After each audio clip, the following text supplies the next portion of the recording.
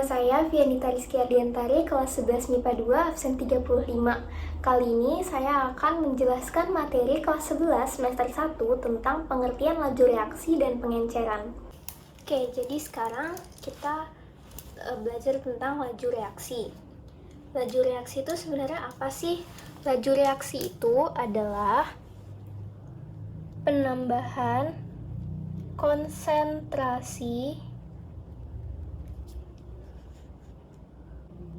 produk atau hasil dan pengurangan konsentrasi pereaksi atau reaktan. Nah, persamaan reaksinya adalah misal kita punya reaksi 2A plus 3B menjadi atau menghasilkan 4C plus D. Ini. Di sini kita bisa menyimpulkan bahwa 2A plus 3B ini adalah pereaksi atau reaktan. Sedangkan 4C plus D itu adalah produk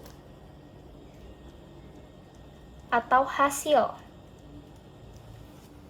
Nah, jadi karena kita udah tahu yang mana reaksi dan yang mana produknya, jadi kita bisa menyimpulkan kalau di dalam persamaan reaksi tersebut terdapat pengurangan A dan B dan juga penambahan C dan D. Kenapa? Karena kan reaksi atau reaktannya itu dia berkurang. Pengurangan konsentrasi reaksi atau reaktan.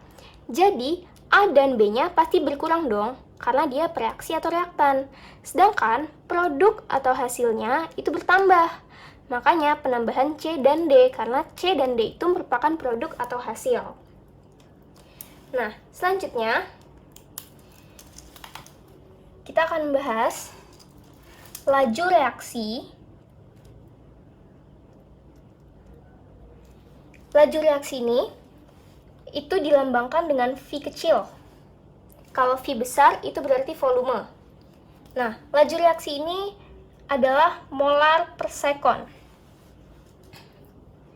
Sedangkan molar, kita sudah belajar molar di kelas 10, yaitu molar adalah mol per volume dalam liter kan?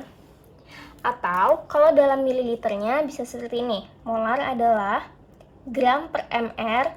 Gram per mr itu kan mol dikali dengan 1000 per volume dalam mililiter. Sini. Sekarang contoh soal tentang molaritas ya. Kalau misalnya ada soal yang ditanya itu adalah konsentrasi 4 gram NaOH dengan airnya sekian yang dilarutkan dalam air sehingga volumenya 100 ml adalah itu. Berarti kita tulis dulu diketahuinya apa gitu kan. Sama diketahuinya itu adalah mr. Karena kita udah tahu AR-nya 23, 16, 1. Jadi mr-nya itu di sini kan 1 semua kan jumlahnya. Jadi tinggal ditambahin doang kan. MR-nya itu adalah 40. Terus 4 gram itu apa? Masanya. Masanya 4 gram. Kemudian volumenya. Volumenya 100 ml. Yang ditanya adalah molaritasnya. Di sini kita punyanya MR-nya, masanya, sama volumenya dalam mililiter. Jadi kita pakai rumusnya yang di atas ini dong. Nggak mungkin kita pakai yang ini kan. Nah, jadi jawabannya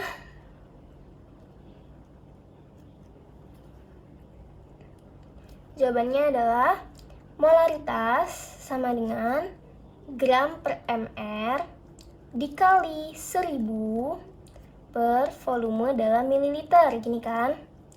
Kita tulis satu. Gram itu apa? Masanya 4. mr-nya 40 dikali 1000. Volumenya 100 ml. Di sini kita bisa langsung coret-coret aja kan, berarti nolnya 2 dicoret, nolnya 1 dicoret, terus tinggal 4/4. 4/4 berapa? 1. Jadi jawabannya 1 molar. Selesai. Nah, selanjutnya kita balik bahas laju reaksi lagi. Laju reaksi kan punya persamaannya kayak gini ya. PA ditambah QB menjadi atau menghasilkan RC plus SD, gini kan? Dengan PQRS itu adalah koefisiennya. Nah, dari sini kita bisa ada rumusnya, yaitu laju reaksi reaktan adalah negatif konsentrasi si reaktan per delta T. Dan laju reaksinya produk positif konsentrasi produk per delta T. Kenapa yang reaktan itu negatif dan produk itu positif? Karena kalau reaktan berkurang, reaksi atau reaktan berkurang. Jadi laju reaksinya juga minus atau negatif. Tapi kalau produk, dia bertambah, penambahan konsentrasi produk atau hasil, sehingga laju reaksinya juga positif. Itu. Nah, ada hubungannya antara laju reaksi dengan koefisiennya, yaitu laju reaksi A banding laju reaksi B banding laju reaksi C banding laju reaksi D sama dengan P banding Q banding R banding S. Jadi, laju reaksi ini dibandingkan sama dengan perbandingan koefisiennya. Tuh. Nah, dari sini juga kita bisa dapat laju reaksi yang diketahui sama dengan koefisien ditanya per koefisien diketahui dikali laju reaksi yang diketahui. Ini ditanya ya. Jadi kita bisa dapat rumus ini. Nah, contoh soalnya adalah di dalam ruangan yang volumenya 10 liter direaksikan 0,1 mol gas N2 dan 0,1 mol gas H2 dengan persamaan reaksinya sebagai berikut. Kemudian setelah 5 detik masih tersisa 0,08 gas N2. Tentukan jumlah gas yang bereaksi dan laju reaksi N2, H2, dan NH3. Pertama, kita tulis dulu persamaan reaksinya, yaitu N2 ditambah 3H2 menjadi atau menghasilkan 2NH3. Ini ya. Terus kita punya yang namanya mula-mula, reaksi, dan sisa. Sisa ini merupakan mula-mula dikurang dengan reaksi. Jadi di sini kita tulis dikurang. Nah, yang kita punya itu mula-mulanya, ya kan? Kita punya mula-mulanya itu ada 0,1 mol gas N2 dan 0,1 mol gas H2. Sedangkan si NH3 kita nggak punya tuh si gas NH3. Kenapa? Karena kan yang kita punya reaksinya tuh N2 dan H2. Terus baru nanti dia bereaksi menghasilkan si NH3. Jadi kita nggak pernah punya hasil atau produk di mula-mula. Nah, terus yang kita ketahui apalagi sih? Masih bersisa 0,08 gas N2. Jadi kita punya sisa di N2 sini ada jumlahnya 0,08. Gitu kan? Nah, di sini kita bisa tahu dong, gas N2 yang bereaksi itu berapa? Ya kan? Tinggal 0,2 dikurang 0,1 dikurang sama 0,008 ya kan? N2 reaksi. Jadinya 0,1 dikurang 0,08. Berapa tuh? 0,02 mol. Ini semua masih dalam mol ya. Terus kalau H2 yang bereaksi, ini kita tulis di sini 0,02. H2 yang bereaksi berapa? Kita nggak tahu kan? Nah, H2 yang bereaksi ini kita bisa pakai rumus yang di sini. Tapi bedanya ini masih dalam bentuk mol. Kalau yang di sini dia udah dalam bentuk molaritas per sekon. Gitu. Jadi H2 reaksi ini kan berarti yang ditanya kan. Terus koefisien yang ditanya berapa? Koefisien H2 3 per koefisien yang diketahui. Yang diketahui mau pilihnya siapa lagi? N2 doang kan? Karena N2 yang bereaksinya diketahui 0,02.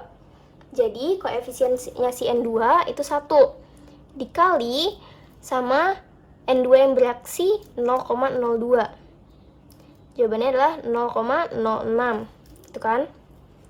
Terus untuk yang terakhir NH3 yang bereaksi. Ini kan? Nah, itu sama pakai rumus ini juga.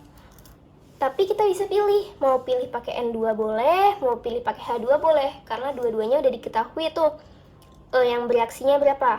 Oh iya, ini jangan lupa ditulis 0,06, sisanya jadi 0,04 gitu kan. Misal kita mau pakai H2 aja deh gitu kan ya.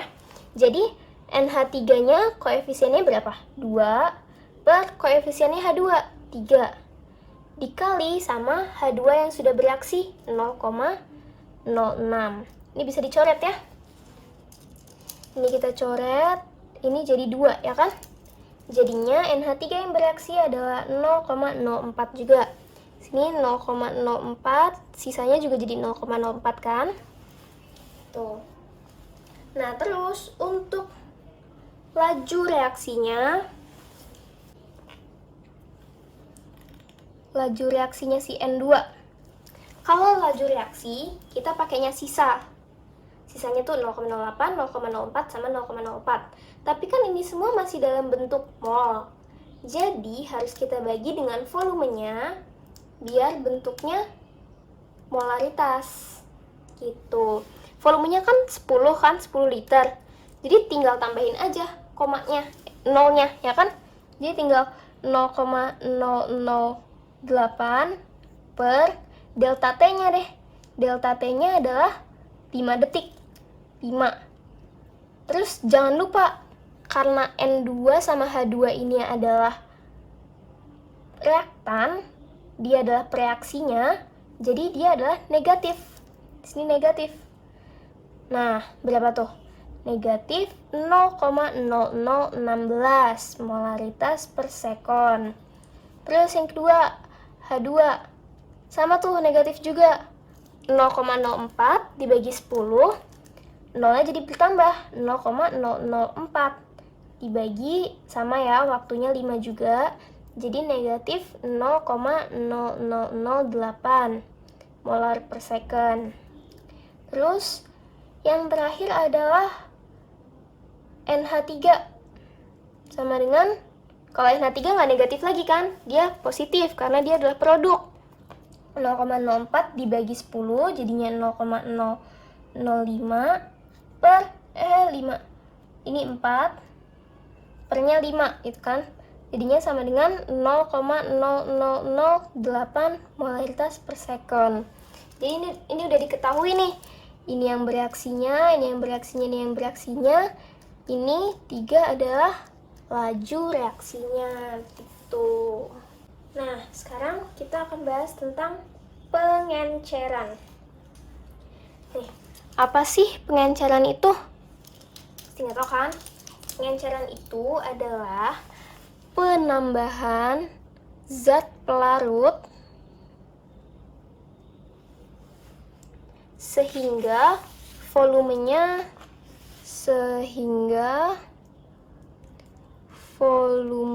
itu meningkat, tetapi kemolarannya menurun. Tuh. Nah, pengenceran ini punya kayak hukum, semacam hukum gitu. Jadi jumlah mol sebelum dan setelah diencerkan itu sama, sehingga N1 itu sama dengan N2. Maka volume 1 dikali molar 1 sama dengan volume 2 dikali molar 2. Gitu. Sekarang kita langsung aja ke contoh soal. Jika ada H2SO4, yang pertama itu dia molaritasnya 0,05 dengan volumenya 500 ml. Yang kedua 5 molar. Terus gimana cara ke 5 molar? Dia butuh berapa volume gitu kan? Gampang. Tinggal kan N1 sama dengan N2. Berarti volume 1 dikali molar 1 sama dengan volume 2 dikali molar 2. Gitu aja. Volume pertama berapa? 500 dikali molaritas yang pertama 0,05 sama dengan volume yang kedua yang kita cari kan. Molaritas yang kedua itu 5. Ya udah, ini mah udah tinggal coret-coret aja. Ini nolnya bisa dicoret ya kan. Terus 5-nya juga bisa dicoret deh. Jadi volume yang keduanya adalah 5 molar. Sekarang kita ke contoh soal yang kedua. Waduh, apa nih? Kok ada tabel-tabelan segala gitu kan? Bingung banget gitu. Padahal ini gampang. Kalau misal ada logam magnesium direaksikan dengan larutan HCl 3 molar dengan persamaan reaksinya seperti ini dan diperoleh data sebagai berikut. Dengan suhunya sama, waktunya, volumenya. Laju rata-ratanya adalah, bingung kan? Kita cari tahu dulu delta T1 sama delta T2-nya. Delta T1 itu adalah selisih waktu kedua dengan pertama. Jadi delta T1-nya adalah 10 detik ya kan? Terus delta T2 itu adalah selisih waktu ketiga dan waktu kedua. Berapa? 10 juga gitu kan? Berarti delta T1 dan delta T2-nya sama kan? Sama. Karena delta T1 sama dengan delta T2, jadi laju rata-ratanya adalah rumusnya adalah volume 2 dikurangi volume 1 ditambah volume 3 dikurangi volume 2 per 2 dikali delta T. Simple banget rumusnya ya kan? Gampang banget. Jadi volume 2-nya itu adalah 14 dikurangi volume 1. Berapa tuh? 0. 14 kurang 0, 14. Ditambah volume 3 kurangi volume 2. 25 dikurang 14. 11 ya kan? Per 2 kali 10. 20. Sama dengan 25 per 20. Jadinya 1,25. Nah, ini volumenya itu dalam cm kubik ya. Tergantung apa yang diketahui di soal. Kalau dalam mililiter berarti tinggal mililiter. Ini per sekon. Nah, karena di sini di soalnya cm kubik, jadi cm kubik per sekon. Selesai deh. Sekian dari saya, kurang lebihnya mohon maaf. Terima kasih. Assalamualaikum warahmatullahi wabarakatuh. Nama saya Syebin Naziratul Amiro, absen 31 dari kelas 11 MIPA 2. Jadi di sini saya akan menjelaskan tentang hukum laju reaksi dengan cara menjabarkan beberapa contoh soal-soal dari hukum laju reaksi. Kita lihat soalnya. Oke, jadi di sini nomor 1, A ditambah B menjadi AB, diperoleh data sebagai berikut. Di sini konsentrasi A-nya 0,01, lalu konsentrasi B-nya 0,02, laju reaksinya 0,4 molar per second. Begitupun seterusnya. Di sini ada 3 data. Pertanyaannya itu tentukan persamaan laju reaksinya. Jadi kita harus mengetahui dulu apa rumus umum dari laju reaksi. Rumusnya yaitu V sama dengan K dikali konsentrasi A pangkat order reaksi dari konsentrasi A, yaitu ini kita misalkan X dikali konsentrasi B pangkat order reaksi dari konsentrasi B. Di sini misalkan Y. Lalu setelah itu kita mencari order reaksi dari konsentrasi A dan konsentrasi B-nya. Caranya yaitu untuk mencari order reaksi dari konsentrasi A, kita harus mencari data di konsentrasi B yang sama. Di sini kan data yang sama itu data 1 dan data 2. Jadi di sini data 1, 2, 3. Ini data 1 dan 2 ini sama kan? Ini kita pakai perbandingan V1 per V2 sama dengan K dikali konsentrasi A pangkat X dikali konsentrasi B pangkat Y per K kali konsentrasi A pangkat X kali konsentrasi B pangkat Y. Sini tinggal kita masukin aja laju reaksi data 1 itu 0,4, data 2 nya 0,8, sama dengan di sini K-nya kan sama, jadi dicoret aja. Terus konsentrasi A dari data 1 itu 0,01 pangkat X per, ini dipisah aja ya, 0,02 pangkat X kali di sini 0,02 pangkat Y 0,02 pangkat Y. Ini kan karena 0,02 per 0,02 berarti habis kan, bisa dicoret. Berarti di sini tinggal 0,4 per 0,8 itu kalau dikecilin jadi 1 per 2. Sama dengan ini juga kalau dikecilin jadi 1 per 2. X. Di sini 1 per 2 pangkat berapa yang hasilnya 1 per 2. Berarti kan X-nya 1 dong. Karena 1 per 2 pangkat 1 sama dengan 1 per 2. Nah, di sini udah ketemu order reaksi dari konsentrasi A. Oke, lanjut kita cari order reaksi konsentrasi B. Seperti tadi, kita harus mencari data dari konsentrasi A yang sama. Di sini data 1 dan data 3 yang sama. Kita pisahin.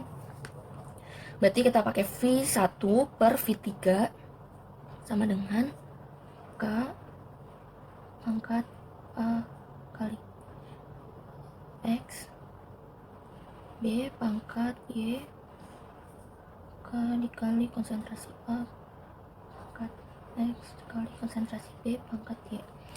Dan V1 nya di sini 0,4 per V3 nya 0,8 sama dengan K nya sama, coret. A nya, konsentrasi A nya di sini 0,01. Nah, X nya ini kan tadi udah ketemu ya, 1. Jadi nggak usah kita tulis juga nggak apa-apa. Pangkat 1 itu nggak usah ditulis. Ini 0,01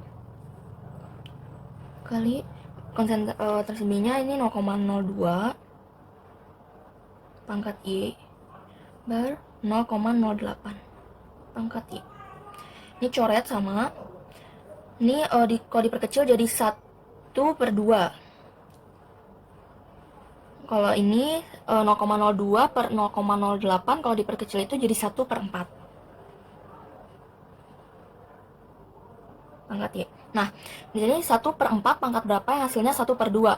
1 per 4 pangkat setengah itu hasilnya 1 per 2. Jadi Y-nya sama dengan setengah. Itu 1 per 2. Nah, udah ketemu order reaksi dari konsentrasi B-nya juga. Tinggal kita masukin ke rumus umum persamaan laju reaksinya. Di sini V sama dengan K konsentrasi A pangkat 1. Pangkat 1 itu nggak usah ditulis, nggak apa-apa. Kali konsentrasi B pangkat setengah. Nah, jadi rumus umumnya V sama dengan K dikali konsentrasi A pangkat 1 dikali konsentrasi B pangkat setengah. Kita lanjut ke nomor 2. Di sini soalnya untuk reaksi A ditambah 2B menghasilkan AB2 dan diperoleh data sebagai berikut. Di sini ada 4 data dan yang ditanya itu nilai X. Jadi di data keempat ini ada nilai konsentrasi A yang tidak diketahui dan kita harus mencari itu. Jadi sama seperti nomor 1 tadi, kita harus mengetahui dulu rumus umum dari persamaan laju reaksi. Rumusnya itu V K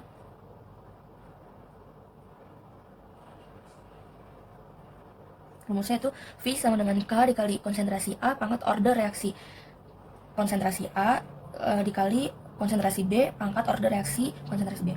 Nah, kayak nomor 1 tadi, kita juga harus mencari order reaksinya ini dulu.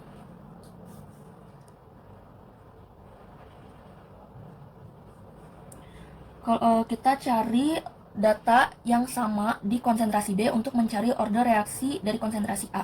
Di sini data nomor 1 dan nomor 2 itu sama, 0,1. Berarti di sini V1 per V2 sama dengan A kali konsentrasi A pangkat X kali konsentrasi B pangkat Y per K kali konsentrasi A pangkat X kali konsentrasi B pangkat Y.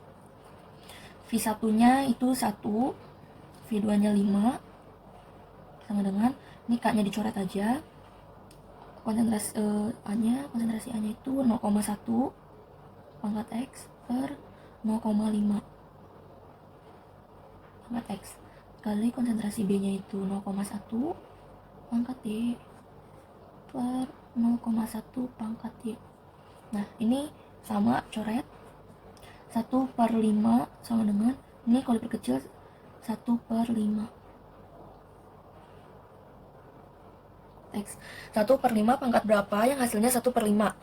1/5 pangkat 1 itu hasilnya 1/5, berarti X sama dengan 1. Lalu kita cari, ini kan udah nih ketemu order reaksi dari konsentrasi A. Sekarang kita cari order reaksi dari konsentrasi B. Kita cari di data konsentrasi A yang sama. Di sini data 2 dan 3 sama. Jadi kita pakai perbandingan V2 per V3.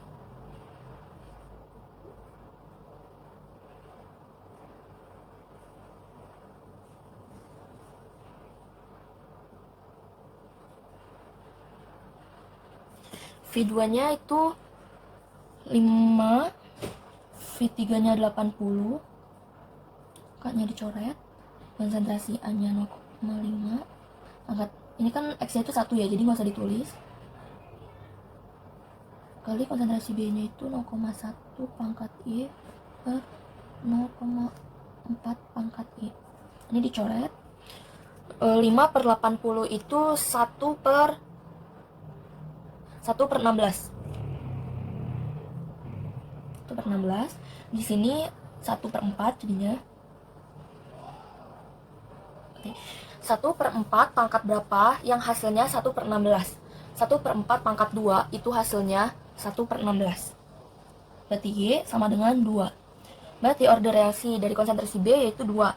Nah, setelah itu kita buat mencari nilai X-nya itu di sini kita pakai bebas mau data mana sama data mana, asalkan kita ikut sertakan data yang X. Jadi misalnya kita pakai data 1 sama data 4. Di sini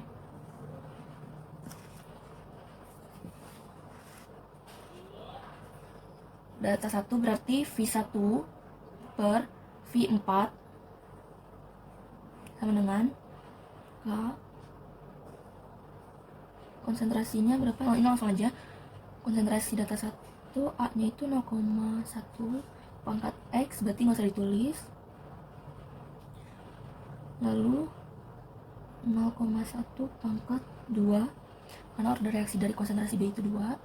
Sini K 0, di sini konsentrasi A nya X ya, belum diketahui, pangkat 1. Terus 0,4 pangkat 2. Ini coret K nya. Lalu V1 nya itu 1 per V4 nya itu 32 sama dengan, ini 0,1 per X dikali 1/4 pangkat 2 itu 1/16. 32 di sini 16 bisa dicoret. Ini berarti sisa 2. Kemudian berarti kalau misalnya kayak gini kan X-nya sama dengan 0,1 dikali 2 sama dengan 0,2. Berarti nilai X sama dengan 0,2. Oke, kita lanjut ke nomor 3. Di sini reaksi A ditambah B menjadi hasil, nanti hasilnya berapapun itu, terus diperoleh data sebagai berikut.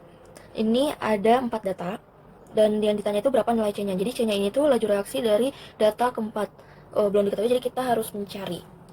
Seperti biasa, kita harus tahu rumus umum persamaan laju reaksinya dulu, yaitu V sama dengan K dikali konsentrasi A pangkat order reaksi dikali konsentrasi B pangkat order reaksi.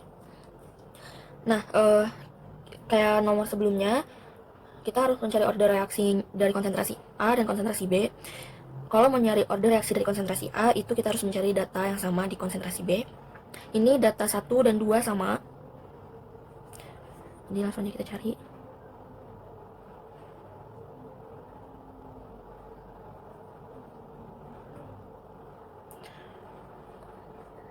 V1 per V2 sama dengan V1 per V2 nya itu 3,9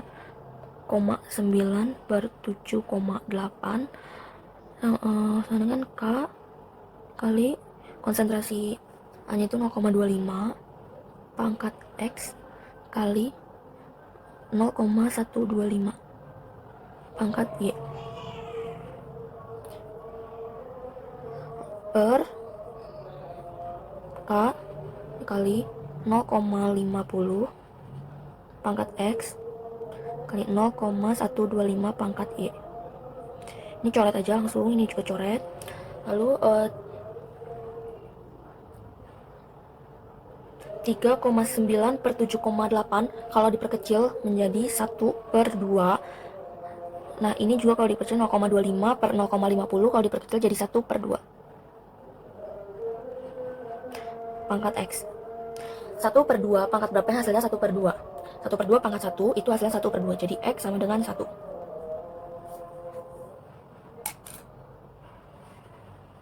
Lalu sekarang kita cari order reaksi konsentrasi B nya.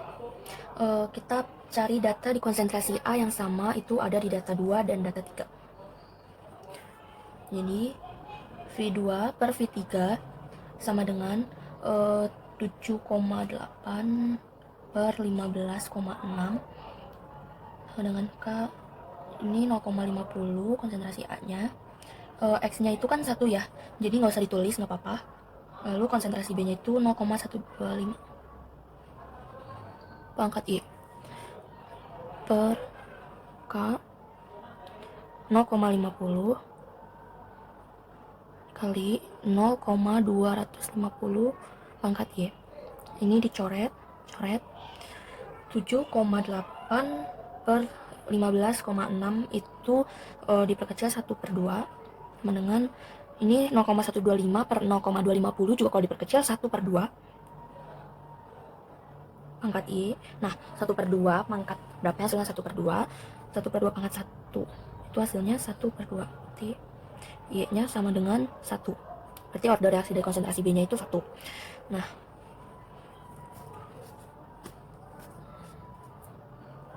sekarang kita cari laju reaksi di data 4. Caranya itu kita menggunakan data 4 dengan terserah kalian mau milih mana, tapi saya milihnya data 1 aja biar gampang. Jadi di sini V1 per V4 sama dengan V1 nya kan 3,9 per V4 nya belum diketahui, di sini C sama dengan K dikali ini 0,25 pangkat X nya 1 berarti nggak usah ditulis, gak apa-apa, dikali 0,125 pangkat 1 juga usah ditulis per K sini 0,40 dikali di sini 0,300 ya. Nah ini coret, terus ini nggak ada yang bisa dikecilin, jadi langsung aja di sininya C sama dengan saja 0,4 dikali 0,3 lalu ini kan 3, dikali 3,9 ya, ini per 0,25 dikali 0,125.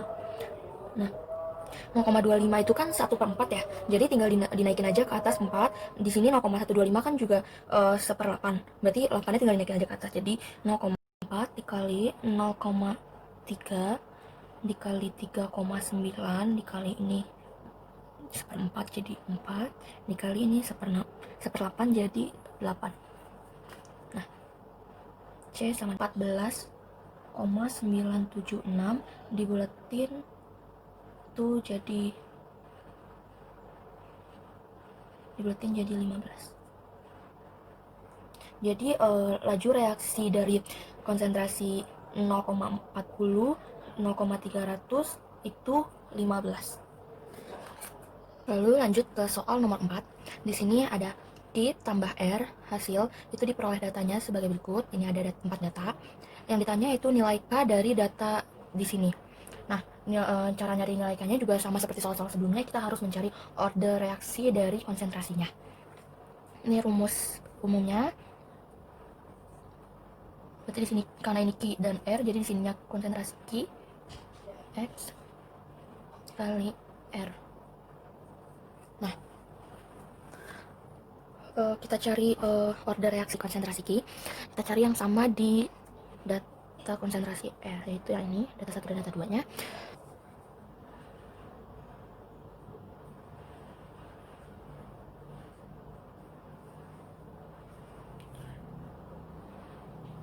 V1 per V2 sama dengan 2,2 per 8 dengan K dikali 0,1 pangkat X dikali 0,1 pangkat Y per K dikali konsen 0,2 pangkat X dikali 0,1 pangkat Y. Ini coret, ini juga coret. 2/8 itu 1/4 ya. 1/4 sama dengan 0,1 per 0,2 itu 1/2 pangkat X. Nah, 1/2 pangkat berapa yang hasilnya 1/4? 1/2 pangkat 2 itu hasil 1/4, berarti X nya sama dengan 2. Berarti order reaksi konsentrasi Q yaitu 2. Nah, sekarang kita cari order reaksi konsentrasi R dengan mencari data di konsentrasi Q yang sama. Ini di sini ada di data 2 dan 3 sama ya. Cari V2 per V3 sama dengan 8/16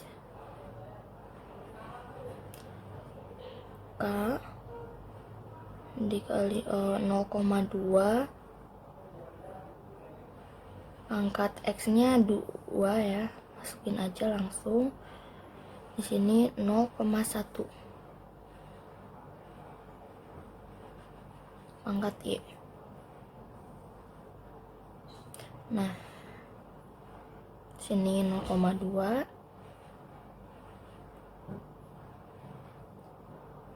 pangkat 2 juga. Sini 0,2 pangkat Y. Nah, ini kan sama ya, jadi coret, K-nya juga coret aja langsung semua. 8/16 itu 1/2. 0,1 per 0,2 itu kalau dipuji dari 1/2, sederhanain. Pangkat Y. Nah, 1/2 pangkat berapa yang hasil 1/2? Yaitu pangkat 1. Berarti Y-nya sama dengan 1. Berarti order reaksi dari konsentrasi R itu 1. Nah, setelah itu kita tinggal cari aja nih data yang mau kita masukin buat ketemu K-nya. Ini bebas. Nah, aku pakai data nomor 1. Data nomor 1. Di sini V-nya itu kan, lalu kita tulis aja persamaannya, rumusnya. Nah, V-nya itu ini 2 ya. Kita masukin 2. Ini K-nya yang kita cari. Terus konsentrasi Q-nya itu 0,1. Pangkat X-nya pangkat 2 ya. Terus R-nya di sini 0,1. Y-nya itu pangkat 1. Nggak usah ditulis apa-apa. Nah, di sini jadi K sama dengan 2 per, ini kan 0,1 pangkat 2 dikali 0,1 pangkat 1 jadi 0,1 pangkat 3. Sini kita tulis aja 0,1 pangkat 3 sama dengan 2 kali 10 pangkat 3 atau 2000 molar minus 2 per second. Jadi K-nya itu 2000 molar pangkat min 2 per second. Oke, di nomor 5 ini berbeda dari yang sebelumnya. Yang biasanya di sini itu laju reaksi, ini waktu. Kita dan di sininya pun gak ada yang sama ya datanya. Jadi sama, tapi tetap sama. Kita harus tahu juga rumus umumnya. V sama dengan K dikali konsentrasi P pangkat X konsentrasi Q pangkat Y. Nah, di sini kita nyari order reaksinya tuh nggak kayak biasanya karena di sini datanya nggak ada yang sama. Jadi kita tetap pakai kayak biasa aja, data 1 dan data 2, tapi nanti hasilnya itu jadinya kayak persamaan gitu loh, nggak langsung ketemu gitu. Di sini data 1 dan data 2. Sini aja deh.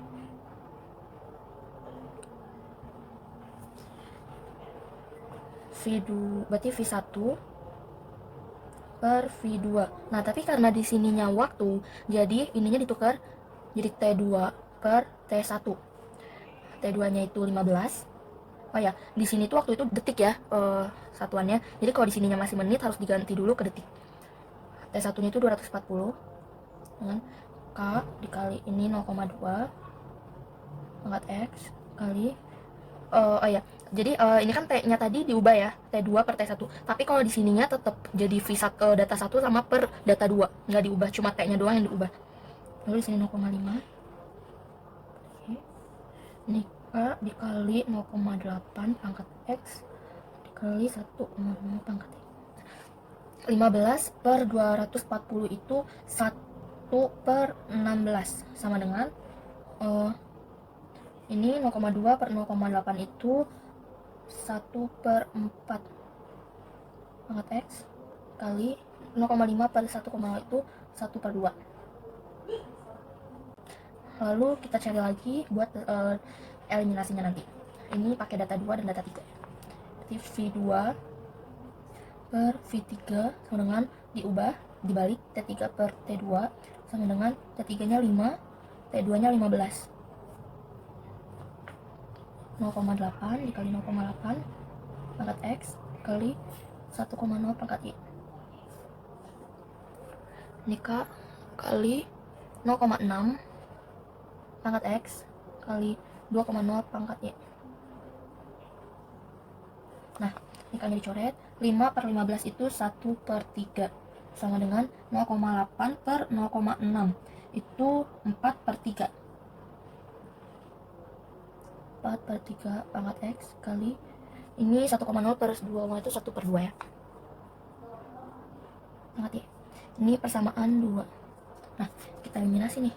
Per 16 1 per 4 X dikali 1 per 2Y. Di sini 1 per 3 sama dengan 4 per 3X kali 1 per 2Y. Ini dibagi 1 per 16 dibagi 1 per 3 itu berarti 3 per 16 sama dengan 1 per 4 dibagi 4 per 3 berarti 3 per 16. Ini pangkat X berarti ini 1 per 2 dibagi 1 per 2 itu habis ya. Jadi di sini udah kayak gini. Nah, 3 per 16 pangkat berapa yang hasilnya 3 per 16? Berarti kan 3 per 16 pangkat 1 ya, biar hasilnya 3 per 16 berarti X-nya sama dengan 1. Nah, kita masukin nih ke persamaan 1. Terserah sih mau masukin ke persamaan 1 atau persamaan 2, tapi aku memilih persamaan 1 aja. Masukin ke persamaan 1, disubstitusi.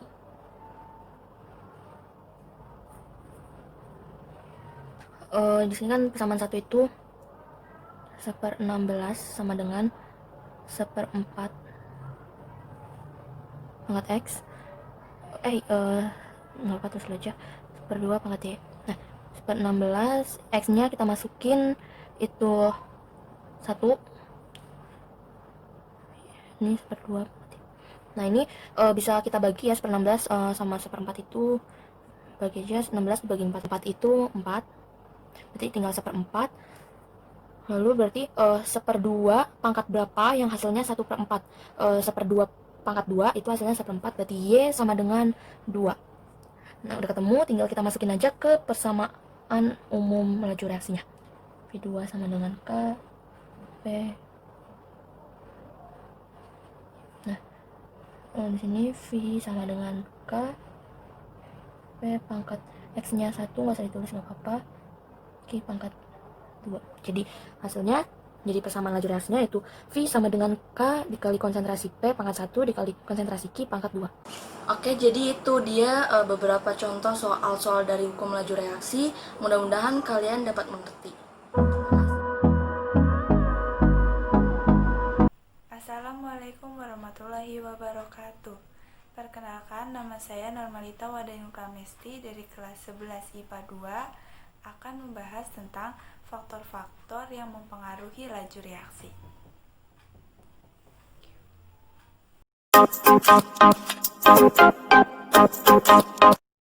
Yang pertama ada luas permukaan. Semakin luas permukaan, maka semakin cepat laju reaksi berlangsung. Karena semakin besar luas permukaan, maka semakin besar tumbukan satu sama lain dan menyebabkan reaksi berlangsung menjadi lebih cepat. Contoh dalam sehari-harinya yaitu penduduk perdesaan yang membelah kayu besar menjadi beberapa bagian sebelum dimasukkan ke dalam tungku. Karena jika ingin diolah, maka kayu yang lebih kecil lebih mudah terbakar daripada kayu yang lebih besar. Yang kedua, ada konsentrasi reaksi. Semakin besar konsentrasi reaksi, maka semakin cepat reaksi berlangsung. Artinya, semakin banyak partikel dalam larutan, maka semakin besar pula konsentrasinya. Sebagai contoh, dalam reaksi korosi besi di udara, laju reaksi korosi besi lebih tinggi pada udara yang kelembapannya juga tinggi, atau konsentrasi reaktan H2O-nya itu tinggi. Yang ketiga ada suhu, di mana energi kinetik partikel-partikel bertambah seiring dengan meningkatnya suhu. Maka, partikel akan memiliki cukup energi untuk melampaui energi pengaktifan. Energi akan lebih besar daripada energi pengaktifannya. Energi pengaktifan adalah energi minimum yang dibutuhkan agar energi tumbukan lebih efektif dan menghasilkan reaksi. Setiap kenaikan suhu 10 derajat Celcius, maka laju reaksi akan bertambah 2 kali lebih cepat. Dengan rumus sebagai berikut. Contoh soal yang pertama. Tiap kenaikan suhu 20 derajat Celcius, laju reaksi menjadi 2 kali lebih cepat dari semula. Jika pada suhu 20 derajat Celcius reaksi berlangsung selama 32 menit, tentukan waktu reaksi pada suhu 80 derajat Celcius. Di sini kita tulis dulu yang diketahui.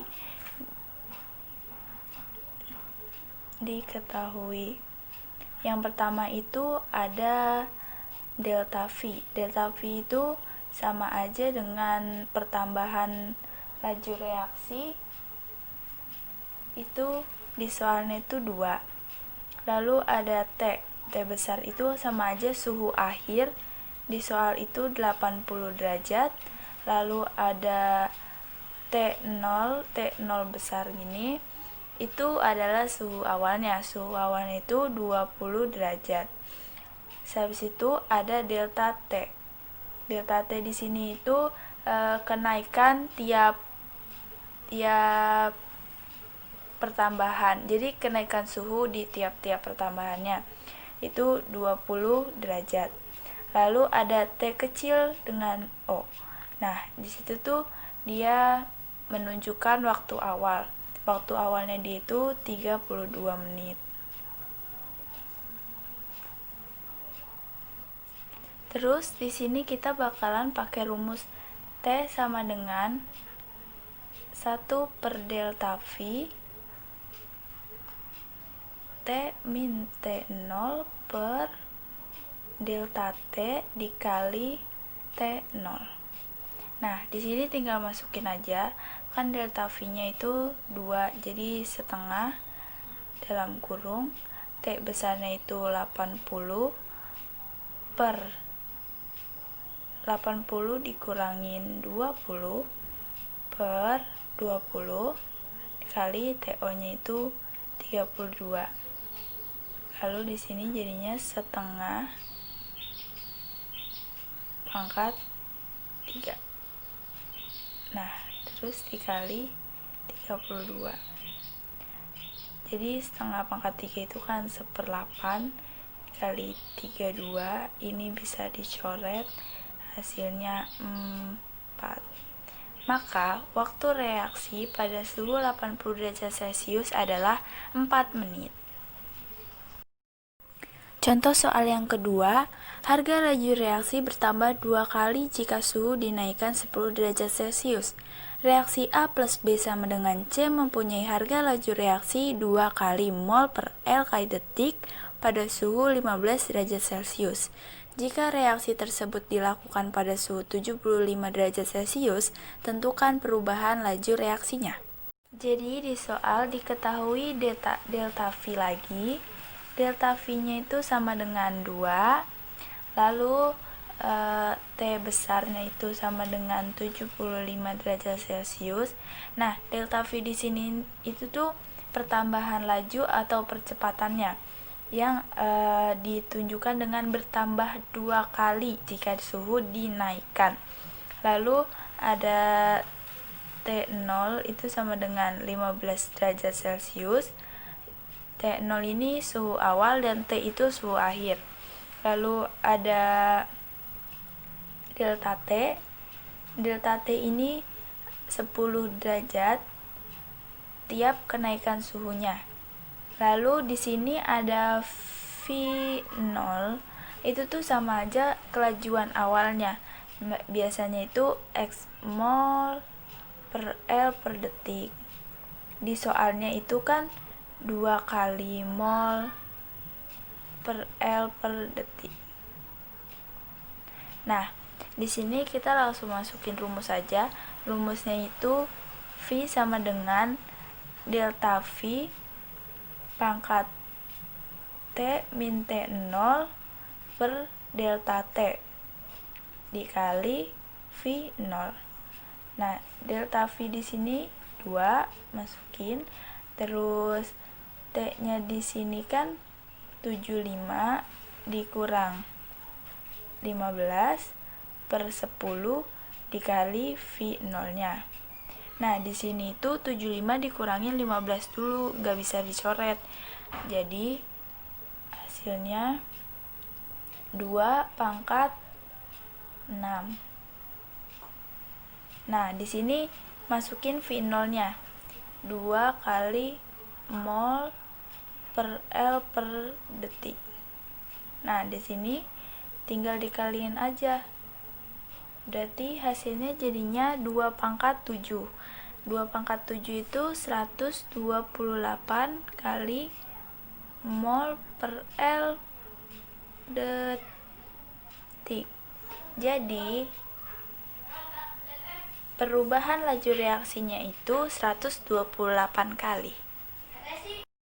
Yang keempat ada katalis. Katalis ini untuk mempercepat reaksi dengan cara menurunkan energi aktivasinya. Sifat-sifat dari katalis. Yang pertama, katalis tidak bereaksi secara permanen, melainkan diperoleh sebagai hasil reaksi. Yang kedua, jumlah katalis yang diperlukan dalam reaksi sangat sedikit. Yang ketiga, katalis tidak mempengaruhi hasil reaksi. Sifat katalis yang keempat, katalis tidak memulai suatu reaksi tetapi hanya mempengaruhi lajunya saja. Yang kelima, katalis hanya bekerja efektif pada suhu optimum, artinya bila dia di atas atau di bawah suhu tersebut, kerja katalis itu berkurang. Yang keenam, katalis hanya mempengaruhi laju reaksi secara spesifik, artinya suatu katalis hanya mempengaruhi laju satu jenis reaksi dan tidak dapat untuk reaksi lainnya. Yang ketujuh, hasil suatu reaksi dapat bertindak sebagai katalis, sehingga zat tersebut dapat disebut autokatalis. Sekian video pembahasan dari saya, semoga bermanfaat. Bila ada salah-salah, saya mohon maaf. Wassalamualaikum warahmatullahi wabarakatuh.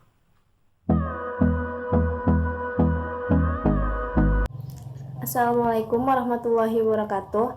Saya Intan Kristianingsih, absen 9, kelas 11 MIPA 2, akan mempresentasikan video tentang materi laju reaksi subbab teori tumbukan. Berikut adalah videonya. Teori tumbukan. Jadi laju reaksi itu terjadi karena adanya tumbukan antar partikelnya. Jadi sebelum reaksi itu menghasilkan produk, itu partikel-partikel yang terkandung di dalam reaksi itu harus mengalami tumbukan-tumbukan dulu, baru dia bisa menghasilkan produk. Tapi di sini nggak semua partikel-partikel yang bertumbukan itu akan menghasilkan produk, tetapi ada syarat-syarat tertentu. Salah satunya itu energinya itu harus cukup, ada energi minimum yang dibutuhkan supaya tumbukan-tumbukan itu nantinya bisa menghasilkan produk. Dan tumbukan-tumbukan partikel yang nantinya itu cukup untuk menghasilkan reaksi suatu produk itu disebut tumbukan efektif. Nah, tumbukan efektif ini tuh dipengaruhi sama frekuensi tumbukan dan orientasi tumbukan. Dimana dua hal ini tuh sama terdapat di rumus laju reaksi, di mana R itu sama dengan K dikali konsentrasi konsentrasi A pangkat M dikali konsentrasi B pangkat N, di mana rumus K sama dengan P dikali F. P itu orientasi tumbukan dan F adalah frekuensi tumbukan, dan K adalah tetapan laju reaksi. Frekuensi tumbukan dipengaruhi oleh konsentrasi awal reaksi dan suhunya. Jadi yang pertama konsentrasi. Semakin tinggi konsentrasi dari reaksi, maka jumlah partikel yang ada di dalamnya juga akan semakin banyak. Jadi hal itu akan memperbesar peluang suatu partikel mengalami tumbukan efektif yang akan menghasilkan laju reaksi menjadi semakin cepat. Sedangkan yang kedua itu suhunya. Semakin tinggi suatu suhu dari reaksi, maka itu akan menyebabkan gerakan-gerakan partikelnya itu semakin cepat, sehingga peluang terjadinya tumbukan juga akan semakin besar, dan itu juga akan menghasilkan laju reaksi akan semakin cepat juga. Sedangkan orientasi tumbukan dipengaruhi oleh luas permukaannya.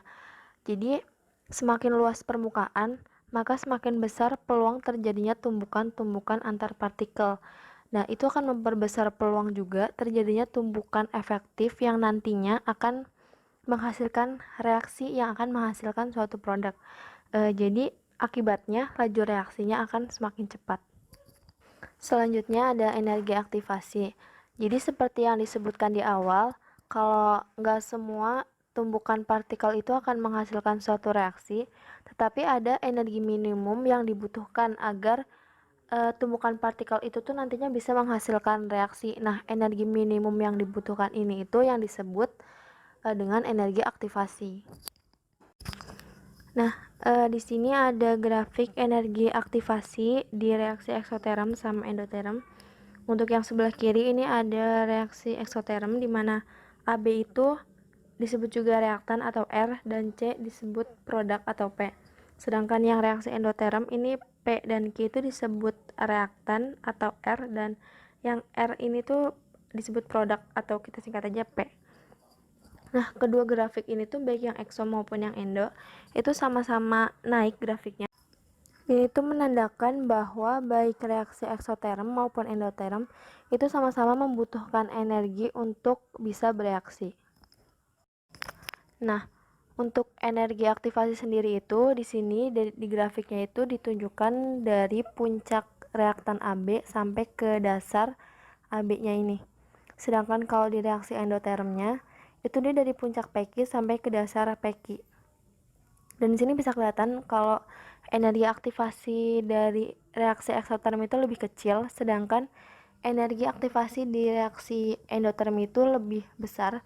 Jadi bisa disimpulkan bahwa reaksi eksoterm itu akan lebih cepat bereaksi ketimbang reaksi endoterm.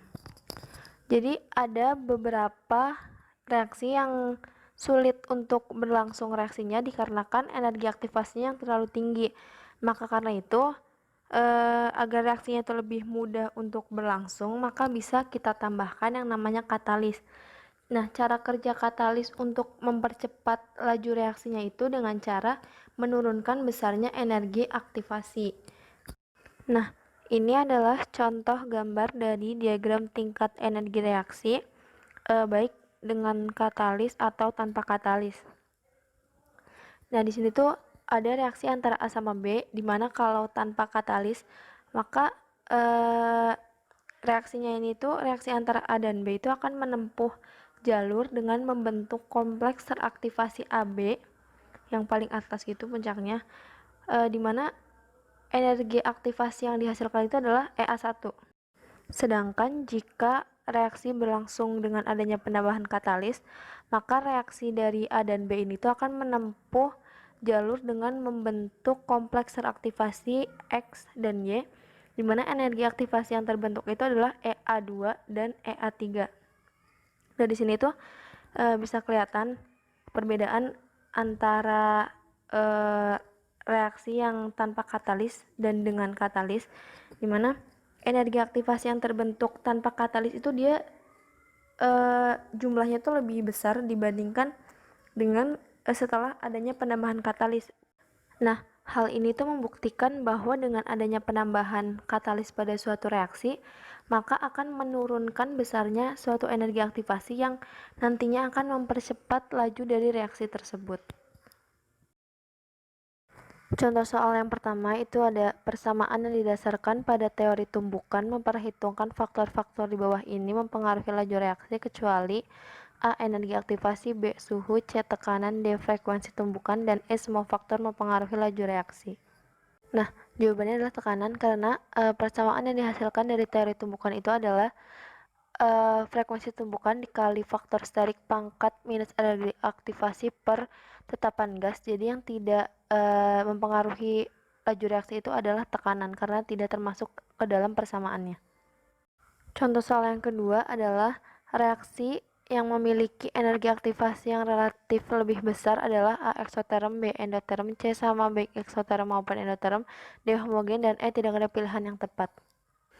Jawabannya adalah yang E, karena baik reaksi eksoterm, endoterm maupun homogen itu sama-sama nggak ada yang bisa dipastiin besaran dari energi aktivasinya, karena ketiga-tiganya itu harus melalui eksperimen dulu baru bisa diketahui energi aktivasinya.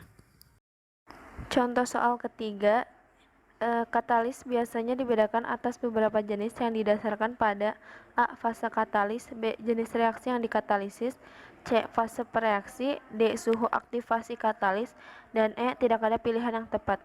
Jawabannya adalah yang A, yaitu fase katalis. Karena katalis itu dibedakan atas dua jenis, yaitu katalis homogen dan katalis heterogen, yang dibedakan berdasarkan fase atau wujud dari katalisnya. Di mana katalis homogen adalah katalis yang berada dalam fase yang sama dengan molekul pereaksinya, dan katalis heterogen adalah katalis yang berada dalam fase yang berbeda dengan pereaksinya. Katalis jenis heterogen ini biasanya ada dalam bentuk padatan atau logam, dan reaksi yang dipercepat adalah reaksi gas-gas. Contoh soal keempat, itu pada penggunaan katalis heterogen terjadi peristiwa di bawah ini kecuali A. Difusi reaktan pada permukaan katalis, B. Absorpsi reaktan, C. Reaksi pada sisi aktif, D. Pelepasan produk, dan E. Semua termasuk dalam proses katalisis heterogen. Jawabannya adalah yang B, yaitu absorpsi reaktan. Kenapa? Karena pada penggunaan katalis heterogen itu tidak terjadi peristiwa absorpsi, melainkan yang terjadi itu adalah peristiwa adsorpsi, di mana interaksi itu hanya terjadi pada permukaan zatnya aja. Contoh soal kelima, bagaimana peranan katalis dalam mempercepat laju reaksi? Katalis mempercepat laju reaksi dengan cara mengurangi besarnya nilai dari energi aktivasi. Nah, penurunan dari energi aktivasi itu sebenarnya merupakan sebuah akibat karena pada titik keadaan transisi, senyawa reaktan atau pereaksinya itu berinteraksi dengan katalis. Nah, interaksi ini itu dapat menghasilkan penurunan energi sehingga mempengaruhi turunnya energi aktivasi pada suatu reaksi. Nah, ketika nilai energi aktivasi reaksi menjadi lebih rendah, akhirnya molekul-molekulnya atau partikel-partikelnya itu lebih mudah untuk saling bertumbukan sehingga memperbesar peluang untuk terjadinya tumbukan efektif yang nantinya akan bisa menghasilkan reaksi. Dan karena energi aktivasinya ini rendah, akhirnya reaksi yang terjadi itu akan bisa lebih cepat. Demikian video pembelajaran materi laju reaksi subbab teori tumbukan. Semoga bisa dipahami oleh teman-teman semua dan bisa membawa manfaat. Kurang lebihnya mohon maaf. Wabillahi taufiq wal hidayah. Wassalamualaikum warahmatullahi wabarakatuh. Assalamualaikum warahmatullahi wabarakatuh. Nama saya Mia Tari Syarani, absen 2 dari kelas 11 IPA 2. Mengendalikan laju reaksi untuk mencegah kerusakan bahan pangan. Salah satu faktor penunjang ketahanan pangan di suatu negara adalah bagaimana negara tersebut dapat mengelola hasil panen agar dapat tersimpan dalam jangka waktu lama tanpa mengalami kerusakan. Apabila tidak disimpan dengan baik, maka bahan makanan tersebut akan mengalami kerusakan ataupun pembusukan. Pembusukan artinya proses reaksi kimia yang tidak terkendali dari suatu bahan pangan. Dan pembusukan bahan pangan adalah suatu reaksi kimia yang melibatkan enzim-enzim yang dibutuhkan oleh bakteri pembusuk. Faktor yang mempengaruhi pertumbuhan bakteri atau mikroba adalah tingkat keasaman atau pH, suhu, oksigen, nutrisi, air, kelembapan, dan sebagainya. Cara menghambat laju reaksi pembusukan atau kerusakan pada bahan pangan adalah: pertama, menyimpan bahan pangan pada suhu yang rendah atau menggunakan lemari es atau kontainer pendingin. Laju reaksi umumnya meningkat seiring dengan meningkatnya suhu dan menurun apabila menurunnya suhu. Sifat ini dimanfaatkan untuk pengawetan bahan makanan. Dengan mendinginkan atau membekukan bahan makanan, dapat menghambat kerusakan makanan atau pembusukan akibat reaksi penguraian oleh enzim ataupun mikroba yang terdapat di dalam makanan. Dalam pengaruh suhu, semakin rendah suhu, maka semakin lambat juga laju reaksinya. Pada makanan seperti buah dan daging, di dalamnya terdapat berbagai enzim maupun mikroba yang akan menguraikan zat makanan seiring waktu. Laju penguraian dapat diperlambat ataupun dihentikan dengan cara mendinginkan bahan makanan tersebut. Daging biasanya disimpan pada suhu min 1 derajat Celcius sampai 4 derajat Celcius. Pada suhu tersebut, pertumbuhan bakteri dan proses biokimia akan terhambat dan bertahan dengan baik selama beberapa hari sampai beberapa minggu. Kedua, menyimpan bahan pangan pada ruangan yang bebas oksigen. Umumnya, penyebab basi atau kerusakan pada bahan makanan adalah oksigen dan mikroorganisme yang ada di udara. Karena dengan konsentrasi oksigen yang rendah atau bahkan bebas oksigen dapat memperlambat laju reaksi oksidasi yang bersifat merusak, terutama pada bahan makanan yang bersifat basah seperti ayam, ikan, susu, dan telur. Cara terbaik untuk membunuh mikroorganisme tersebut adalah dengan mengaplikasikan suhu yang tinggi pada bahan makanan tersebut. Contoh lainnya adalah lapisan lilin pada buah apel untuk menghindari kontak dengan oksigen.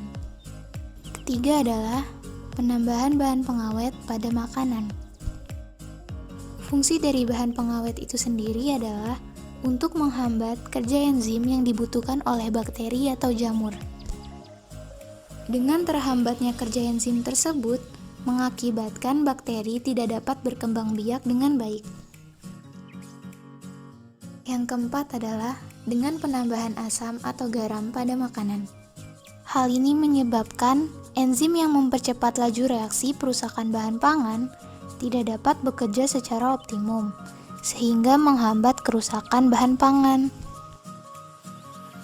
Contohnya dengan menggunakan cuka. Kandungan asam asetat yang terdapat di dalam cuka dapat membantu membunuh mikroba dan bakteri penyebab makanan membusuk. Yang kedua adalah garam. Garam akan menyerap air yang terdapat di dalam makanan sehingga menghambat terjadinya pembusukan. Selain untuk mengawetkan makanan yang bersifat basah, garam juga dapat digunakan untuk mengawetkan bahan makanan yang bersifat kering.